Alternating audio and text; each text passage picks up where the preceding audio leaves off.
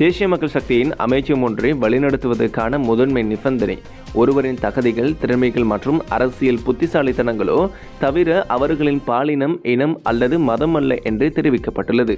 தேசிய மக்கள் சக்தியின் கொழும்பு மாவட்ட நாடாளுமன்ற உறுப்பினர் ரெஸ்வி சாலேக் இதனை தெரிவித்துள்ளார்.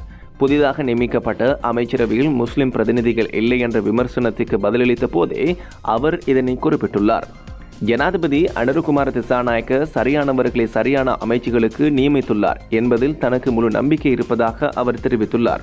மதத்தின் அடிப்படையில் மட்டுமே அமைச்சரை நியமிக்க வேண்டும் என்ற கோரிக்கைகள் தேவையற்ற பிளவுகளை தூண்டி நாடு முன்னேற வேண்டிய ஒற்றுமையை குளிபறிக்கும் அபாயத்தை ஏற்படுத்தும் என்றும் ரிஸ்வி சாலேக் சுட்டிக்காட்டியுள்ளார்.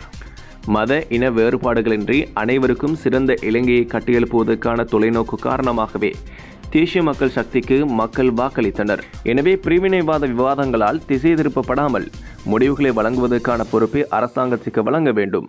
இந்த நிலையில் தற்போது நாட்டின் முன்னேற்றமே முக்கியம், தனிப்பட்டவர்களின் அடையாளங்கள் அல்ல என்றும் தேசிய மக்கள் சக்தியின் கொழும்பு மாவட்ட நாடாளுமன்ற உறுப்பினர் ரெஸ்வி சாலேக் தெரிவித்துள்ளார்.